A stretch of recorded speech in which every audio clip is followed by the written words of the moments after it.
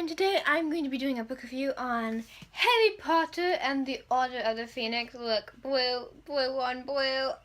No, Harry Potter and the Order of the Phoenix. Now, I feel like I've seen this so many times in BookTube that, like, Harry Potter and the Order of the Phoenix was their favorite one.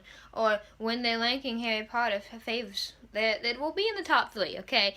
Everybody loves Harry Potter and the Order of the Phoenix. Not so much. Yeah, it's not my least favorite, but it's actually very, very close to the bottom. I would say it's like my second or third least favorite. Because of just the mood it sends in. You feel so much sadness from this book. There's so much emotion just packed into it. There's anger. There's the anxiousness of what the F's going on outside of the school.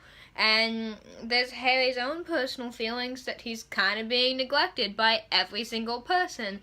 And it's just pissing you off, and it's pissing Harry off, and Harry's getting really mean and angry and having these bad outbursts. And at first, like, I think Hermione tried to tell him, like, be reasonable or something like that. And it's like, bitch, you don't understand.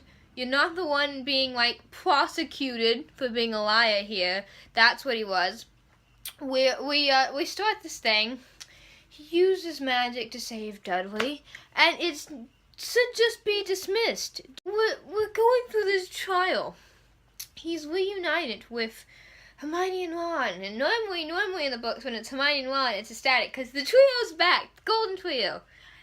Not so much in this book. They screwed up my trio in this book, and I hated it so much, so much. Okay, the trio is Ron, Hermione, and Harry. And in this book, it's like Ron and Hermione are always over here, and Harry's like here, and sometimes they're doing homework together. That's kind of what it feels like in this, and it just pisses you off, because it's like, where is my trio? And there's this scene, this made me so sad, okay, before the trial, I think the night before, the day before, they get the letter of the prefects, you know, the head prefect people, okay, and in there, it's Hermione, which I can totally see. Hermione was 101% the prefect. The well-educated, well-disciplined, rule follower. Yes, I've known her history for the past 4 books, but she was very much it. But, no, out of the 1,000, okay, there's probably a couple hundred, 1,000. Keep this in mind, guys, that, I don't know if it was Dumbledore or Minerva or whatever, McGonagall, I don't know who decided the prefix, but they gave it to Ron. Why would they give it to... There were a couple hundred Gryffindor boy students, okay? You telling me, not including Harry or Ron, there's going to be somebody else that's not academically smart or holding a good leadership position. That's really? Later in the book, Dumbledore's like, I thought you couldn't handle it, bitch! And it doesn't help pre-trial. Sirius is there. I'll get to Sirius in a minute in this book. The trials is kind of like these few chapters are like, okay, this is here. Lucius Malfoy is in the Ministry. He is outside of the trial door as if he's kind of like eavesdropping or something, which was like, what? Now, I don't know if Lucius Malfoy, he is kind of prosecuted after this, I remember that now. But, like, everyone pissed me off. The trial was so stupid. It was so pointless and so stupid, I almost felt like I was wasting my time reading a few pages because, like, oh, joy, yay, trial, that he's not prosecuted because of Dumbledore. They keep trying to prosecute him. They're definitely manipulating him to sound criminalized, like he used a spell, he knew he was using a spell, there's no reason for this defense, and they make the Dementor's excuse, like, absurd. Dumbledore steps in, and Dumbledore is always like, yay, you know, I leader, I balance it. Dumbledore is, I've always seen him as, like, just peace in the book. Like, he corresponds with children and adults, and he knows what needs to get put across and all of that. But in this one, no, that all goes out the window in this one. He does defend Harry, and then he just leaves. Not anything else is said. Harry gets back to, I forgot what it's called now, the weird apartment thing. And Ron's getting his new broom because if he's the prefect, it's just... Once they get back to school, okay, let's let's talk about, okay, this book is extremely big. This is fun fact if you didn't know this. This is actually the biggest Harry Potter book. It's bigger than the final one by like 40 pages. There's Umbridge. She's from the Ministry. Harry did see her at a trial, and she's kind of a bitch, and we kind of already knew that, so we definitely have her already characterized. And we kind of want to see her as a teacher. Okay, let me just take a second here. Her as a teacher is exactly how, like, teachers nowadays teach, I feel like, most classes. She would read textbooks, you wouldn't do it hands-on, it was just memorizing the text. So if you memorize the text and you understood the concept, then that means you should understand the application of it, which, you guys, doesn't always work, okay?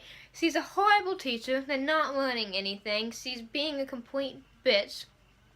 She's giving Harry detention after detention after detention, and he keeps missing all these Quidditch practices, and he keeps getting in trouble with the Quidditch captain because he's missing the practices. And the first detention of that, I must not tell lies, okay? You don't realize the severity of that until you actually imagine, like, if that was yourself. Like, you're sitting there in detention because, yeah, maybe you said something out loud that you shouldn't have, and maybe you probably deserve that, but to carve into their skin and bleed, and what the fuck, woman? Why did the Ministry think this okay? Okay, and Harry doesn't tell anyone.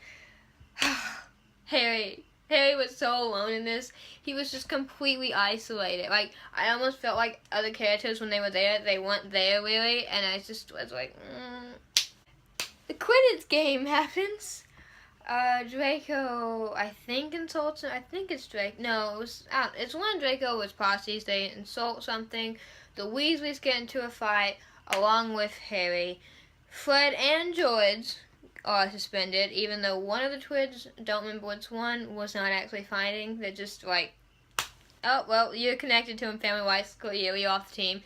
And Harry get a lifetime suspension, have to turn their rooms and lock it up. And at first, you're just devastated, and then it gets worse because Ginny replaces Harry, and I remember he went on this date with Cho Chang, and when they're walking out, I think it was with Cho, he looks over to the Quidditch field, and he does this a lot. He's like looking at the window at the Quidditch field, all of that, and he just misses it, and it's just like his fun and joy in school was taken out. Like, he does school for academics and his other things and his friends and all that, but like his joy in Quidditch is just gone. It's just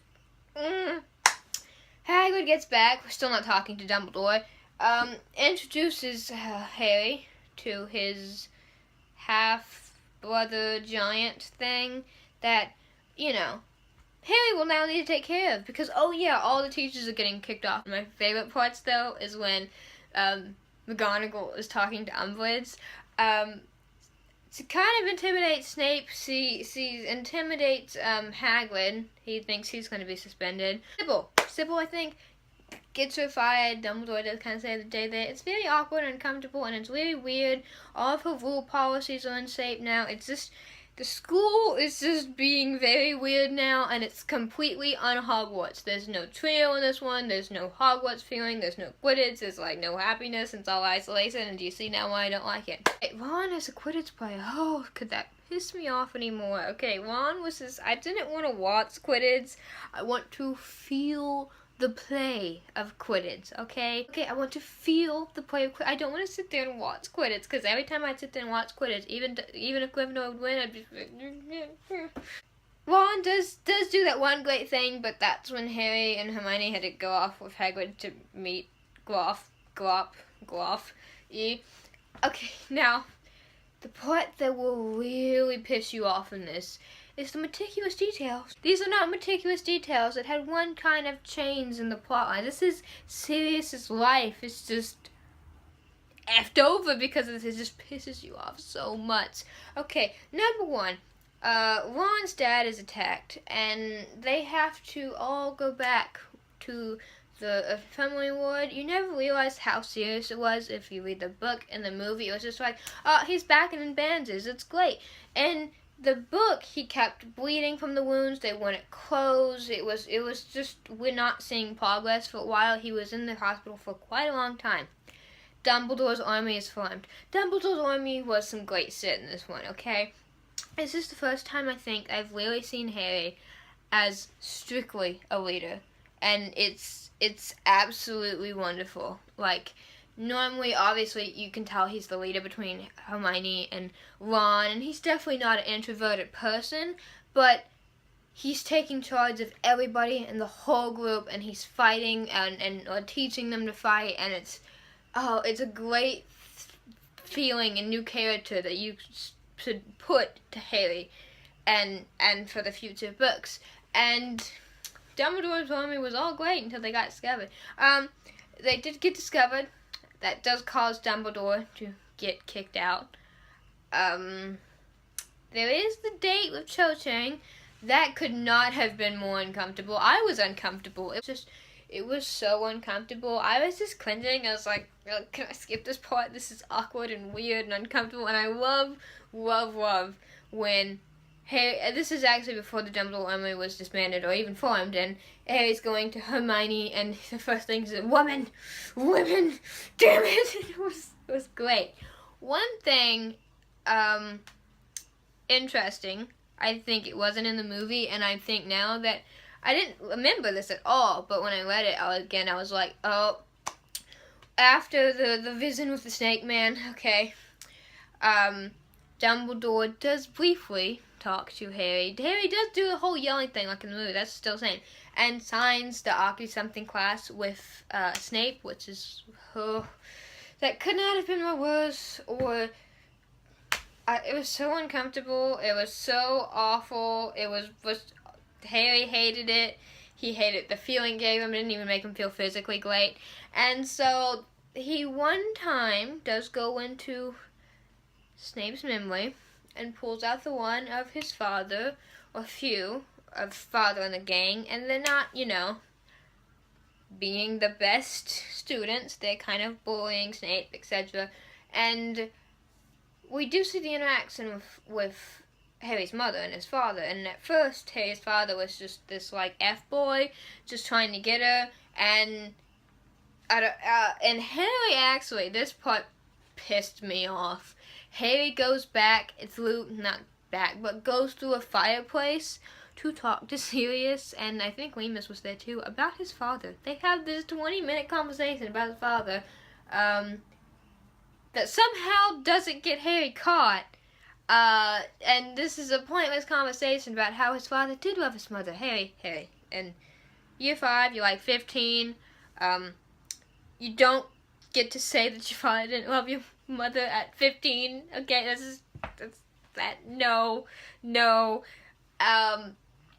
but that one doesn't get caught on. After the class is in, because that was a disaster, Harry does have the dream for Sirius, and, it's a trap, guys, it's a trap. The first time you read it, I guess you're thinking, is it a trap, is it not a trap, blah, blah, blah, blah, but no, it's a trap. And, no, this pissed me off. Harry goes to the fireplace to have a conversation with Sirius, and you meet the little elf servant guy that had that creature, and creature lies and basically gives the implication that Sirius isn't there, and Sirius had just been upstairs. He had just been upstairs. They missed it by seconds or minutes, or maybe Sirius should have heard Harry's voice, maybe Harry should have listened for clues that Sirius was upstairs and the house wasn't deserted. I don't know, there's a bunch of those, but they don't look at those details. They're tiny details. Imagine if Harry had just heard a sound upstairs. Imagine if Sirius just dropped one thing on the floor and Harry heard it, okay? Harry is pulled out by Umbridge 5 seconds later. Another thing, if Umbridge hadn't fucked him over and pulled him out, then Sirius would still be alive, because Harry might have been able to go through the house and see for himself that Sirius was indeed alive. And Hermione and Harry pull the whole trick with Glop and Umbridge, and she gets carried off by the centaurs. It's great. I did love that part of the manipulation. I'm sorry, Professor, I must not tell lies. Best line ever. And now, the original clue when going to the ministry wasn't the one I think in the movie. Ginny was there. I know Ginny and Neville, Luna, Ron, Hermione, Harry. Am I missing anybody? That's all needed to be explained. In the movie, it was never explained. There's a crucial point of the threshold Only those who've watched those die can see these horses. It's not some weird, you're crazy, why are you looking at this animal that's not here thing. It's crucial. And it wasn't explained, and now thinking about that kind of pissed me off in the movie. But they go with these stupid vessel whatever to the magistrate, and it is all of them, and they're all at first kicking ass. Now they didn't show the process of getting to the prophecy. In the movie they're like, oh, prophecy, grab that, oh, battle starts. No, in the book there's a long torturous detail. There's this room with revolving doors, which is so cool, and they have to paint X's on them to know which doors they went through. It takes like probably way too long before they eventually find where the prophecies are held, and Harry just grab it and the chaos goes from there. Now the scenes are great. Now we could take a second for Ron and his Accio brain. He gets jinxed with brain. The brains almost strangle him. It's very weird and uncomfortable. Ron's kind of loopy. Ron's out for the count. Okay, he's out. Forgot that Ginny was there, guys. Ginny was there and battling. I never remember that. And I was like, oh, Ginny. She becomes like a main character at this point almost. And it's just Neville and Harry, and I love that because both of the prophecy could have been about them, and those are the two standing. Seeing Neville fight, though, was great because he's fighting. He's not some stupid kid who doesn't understand potions or whatever. He is kicking ass, and he has a broken ankle, I think, but he's still fighting, and all of that. The backup arrives. And long story short, Sirius dies. Okay, it's kind of have the whole Dumbledore alive. It's exactly like the book. The battle goes on. The battle's great and kick ass. Sirius dies. Okay, we get back to the castle, and at first you're thinking everything is kind of gonna be resolved because that's how always the books end. Yes, the minister does allow now that Voldemort. The minister does admit now that Voldemort is alive. That will be important in book 6, obviously. The lies told will obviously now prove false. So, the reputations are back, but the feelings are all gone. There was still no Quidditch this year, there was still none of that, okay? And it was still awful and miserable. And Umbridge is gone, though. She will be gone, that bitch. Dumbledore is talking to Harry, and one thing I didn't get, and I missed this, it wasn't in the movie, and I don't remember reading it, is Harry breaks Dumbledore's shit. Like, does a real good job of it. Like, Harry is just unleashing all this anger, and he's trashing Dumbledore's office. And normally when you trash the headmaster's office, you might as well say goodbye to your life, but Dumbledore's sitting back and allowing it because I think he kind of realizes that after neglecting Harry for all these months, kind of might deserve that. The stupid mirror, the mirror could have saved Sirius. The meticulous details are explained to Harry about how Sirius had been alive, and none of this had to happen. None of it had. Harry was all wrong. It was this idea planted by Voldemort, and it's just. I finished the book and I was like, there was so many things that could have saved Sirius. And the trio's kind of reconnected now. The whole prefect thing, I guess it's kind of put behind them, but it still was very weird as to why Dumbledore didn't think Harry could handle it, or why they can't give it to somebody other than Ron. So this is not my favorite Harry Potter book. You know, I've mentioned that already. I would give this still about 4 stars. It's a very good book. It just doesn't give me the emotions I want from the Harry Potter world. That's my review of Harry Potter and the Order of the Phoenix. I'm Annalise. I'll see you next time. Bye.